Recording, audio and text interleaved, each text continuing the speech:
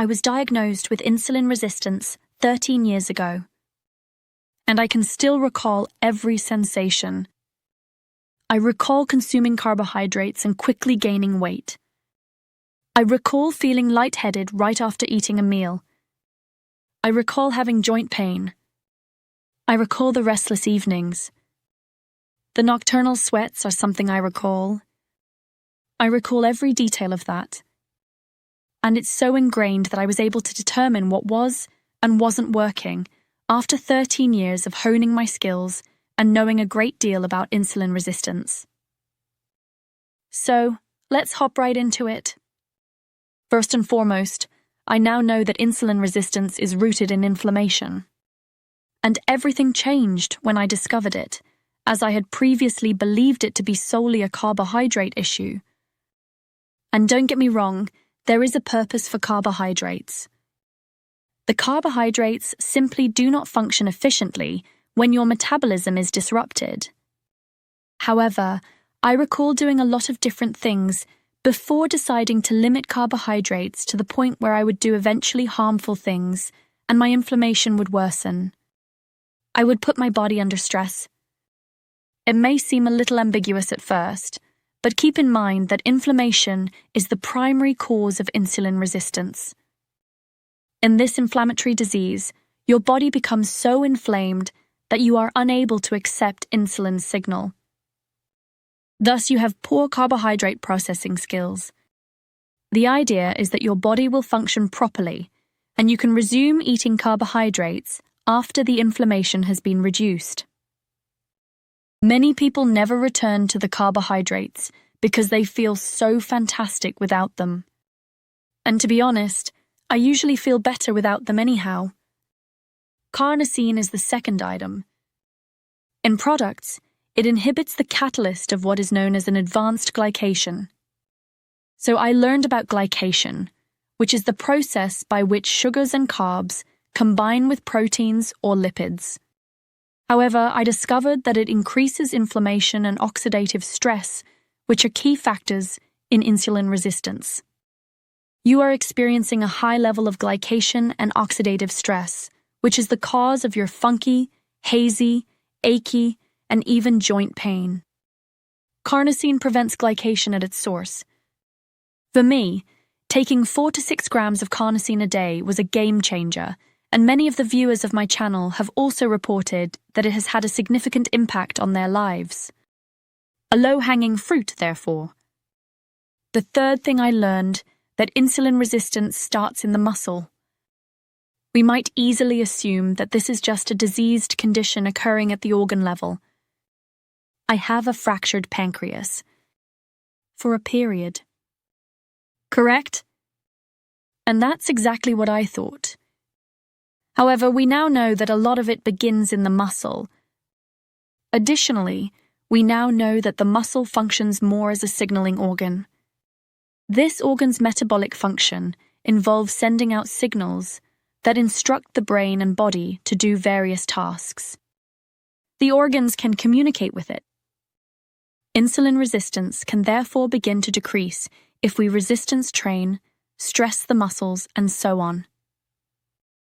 This creates a feedback loop. And I did nothing but cardio for a long time. And that's what people do. They want to lose weight, so they'll just do exercise. However, that just satisfies one of the itch. Restoring the organ that first aids in the eradication of insulin resistance is the other main concern. The next thing I discovered is that insulin resistance can be exacerbated by specific dietary and mineral deficits. I recently discovered that calcium plays a crucial role in insulin sensitivity. In essence, your body requires specific vitamins and minerals to function. Calcium is pretty important, right? So if you start becoming lacking in these things, it's going to increase appetite until you get those nutrients in. According to published research, this is the case with calcium, but it also occurs with other minerals that we are just beginning to learn about. When I started eating more nutritious dairy products, high-quality aged cheeses, and heavy cream, I noticed significant improvements in my insulin resistance. I was receiving enough of it, but I wouldn't overdo it. It altered both my insulin sensitivity and my appetite. Additionally, these healthful dairy fats contain beneficial compounds, including conjugated linoleic acid. Therefore, don't be scared of them. In fact, they might be just what you need to help lower some of your insulin resistance. The fifth thing I discovered, and this is something I truly struggled to comprehend, is that fats are bad when they are consumed at the wrong time and in the wrong location. But mostly only in conjunction with carbohydrates, correct? Therefore, elevated levels of saturated and trans fats can cause what are known as mitochondrial traffic jams, correct? The mitochondria is unable to separate the large amounts of fat and carbohydrates that are entering the body at once. The problem is one of substrate abundance. A lot of fat and carbohydrates are being consumed. What are you going to do with this? The easiest thing to do is to separate them. If at all possible, avoid eating fats and carbohydrates at the same time. Now, a small amount is okay, the overlap that results from eating normally. However, the issue arises when discussing the typical American diet, which is heavy in sugar and saturated fat. Indeed, consuming large quantities of saturated fat can exacerbate insulin resistance. However, because you're not getting any extra motivation, it's less likely to happen to someone who is a carnivore or very low carbohydrate. However, increasing your intake of saturated fat while maintaining a typical carbohydrate diet can undoubtedly exacerbate your insulin resistance. Thus, you're effectively blocking a portion of the insulin receptor, and that lipid condition may be problematic.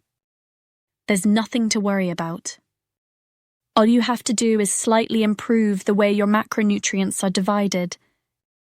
Everything fell into place when I done that. The sixth thing I discovered is that some foods can trigger GLP-1. Take allulose, for instance. The benefits of allulose extend beyond appetite. It increases GLP-1, which undoubtedly aids with appetite. However, you must keep in mind that the current popularity of GLP-1 receptor agonists is not due to their initial discovery for appetite suppression. Initially, they were employed for glucose regulation and insulin modulation. Thus, their primary function is to aid in the treatment of insulin resistance. Therefore, when you consume foods that stimulate GLP-1 and substances like allulose, which have been shown to effectively create GLP-1, you are assisting insulin dynamics and, somewhat downstream, appetite. After I understood that, I came to the conclusion that this is about glucose regulation rather than hunger control. I began to use allulose. I increased my protein intake. To kind of trigger that reaction, I started eating a lot of soluble fiber in a single dish, and my blood sugar significantly improved. The seventh thing I discovered is that insulin resistance is strongly influenced by the microbiota. The microbiota does more than aid in digestion. It is communicating in order to eventually permit the metabolism of glucose.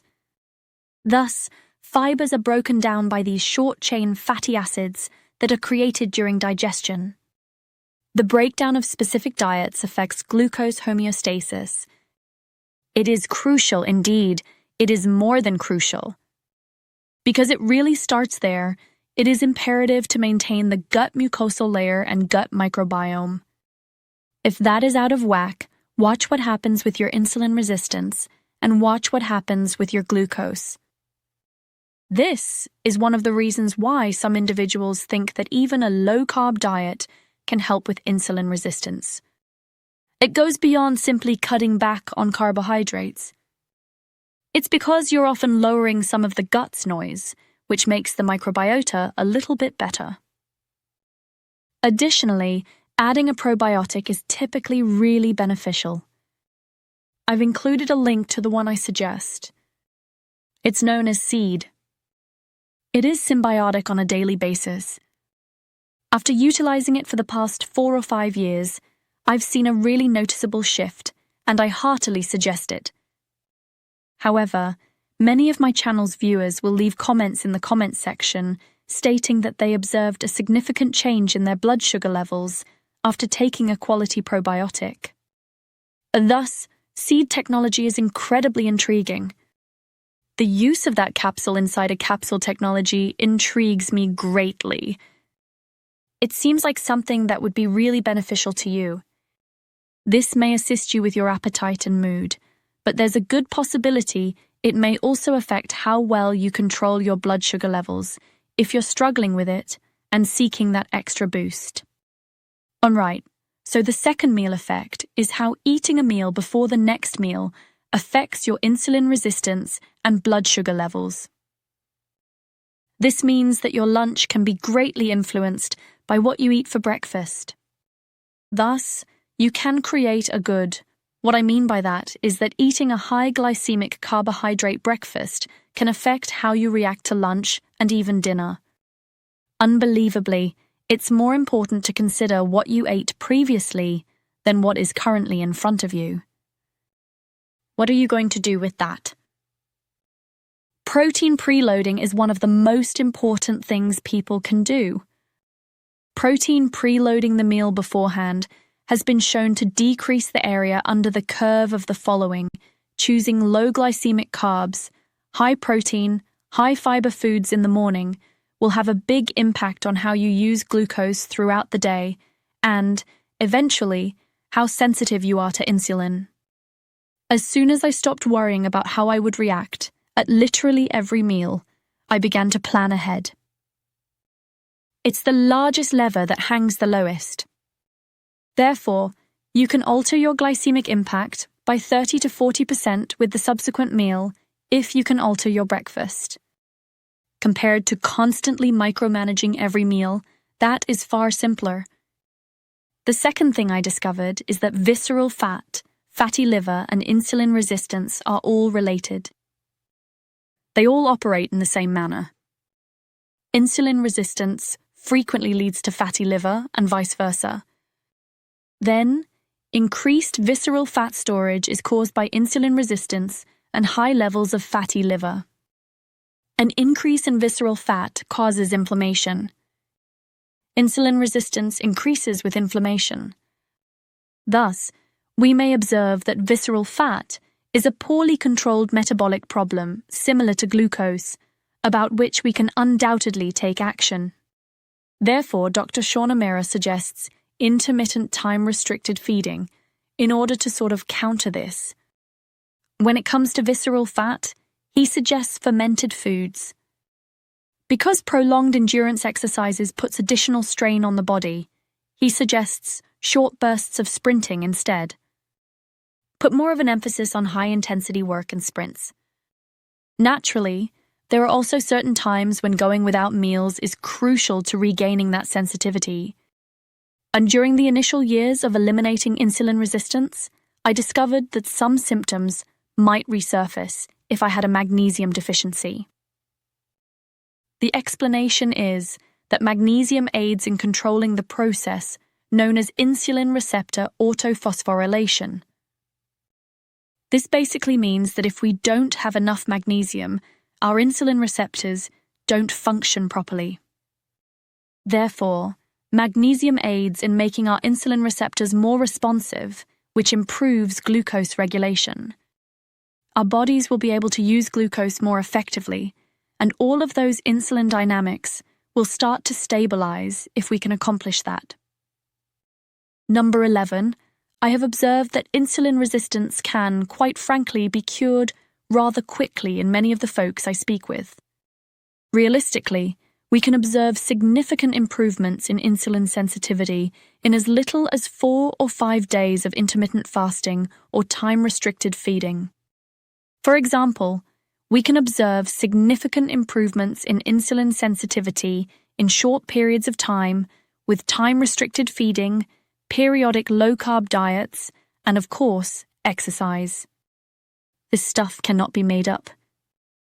The act of taking a break from food gives your pancreas an opportunity to reset, regardless of the number of calories consumed or expended. The 12th point is that improving your sleep is frequently the best temporary solution available. I'll spin it another way too. When you're sleep deprived, it can make insulin resistance 20 to 40% worse in that next day. Literally. All right, this is serious business. Therefore, the best thing you can do in the short term is to improve your sleep, but that's a nebulous thing. What actions can you take? 200-400 mg has a significant effect on enhancing the brain's affinity for serotonin, which makes you feel a little more at ease. 3-5 grams of glycine. Glycine aids in both falling and staying asleep. All right?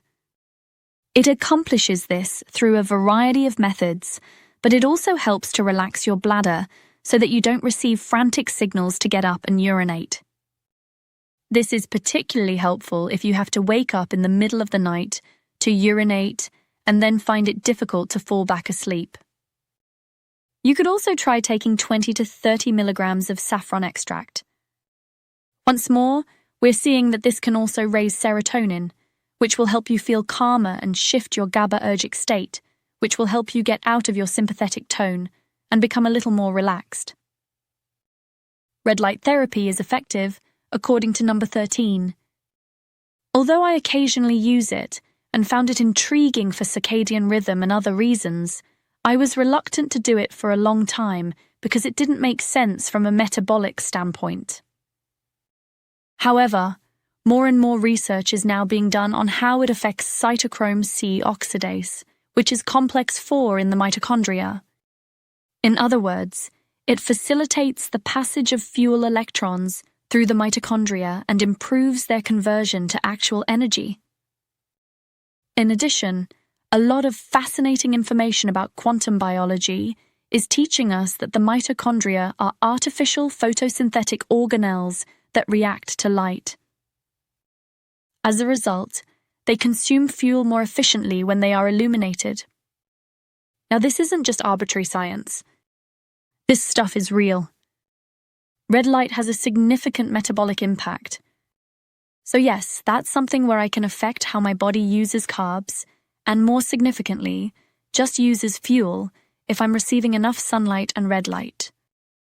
Because, as you may recall, insulin resistance is not solely a carbohydrate problem.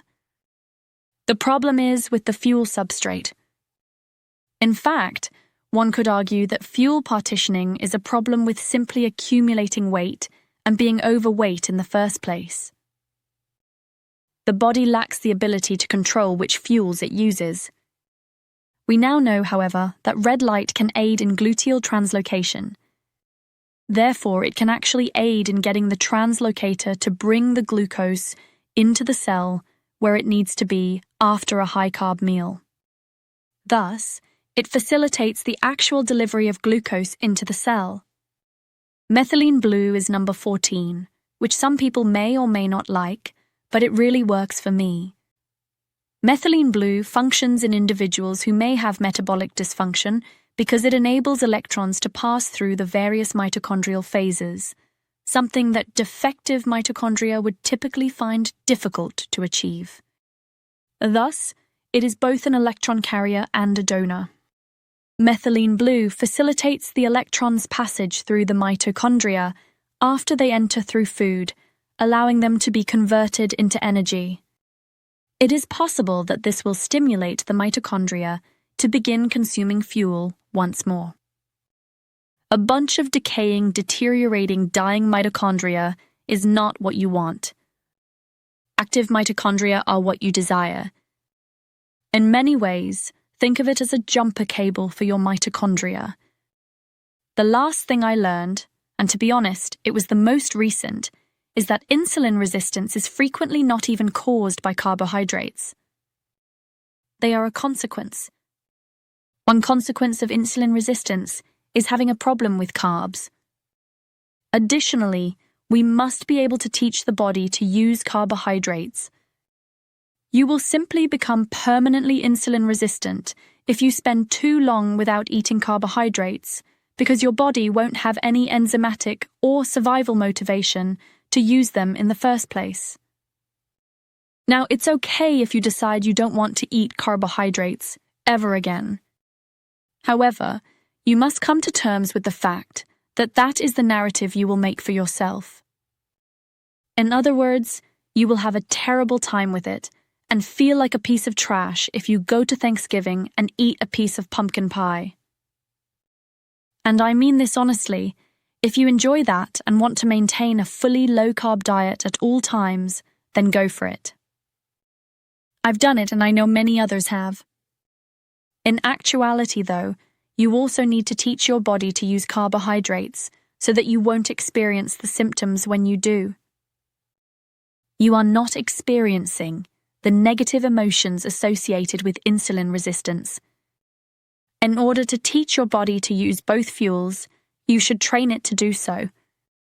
I just made a video in which I discussed what I would do differently if I were 300 pounds again. And since it focuses more on my weight loss journey than insulin resistance, I believe that's a really good film for folks to watch. And the video is really beneficial. That's why I placed it here. Keep it locked here on my channel as usual.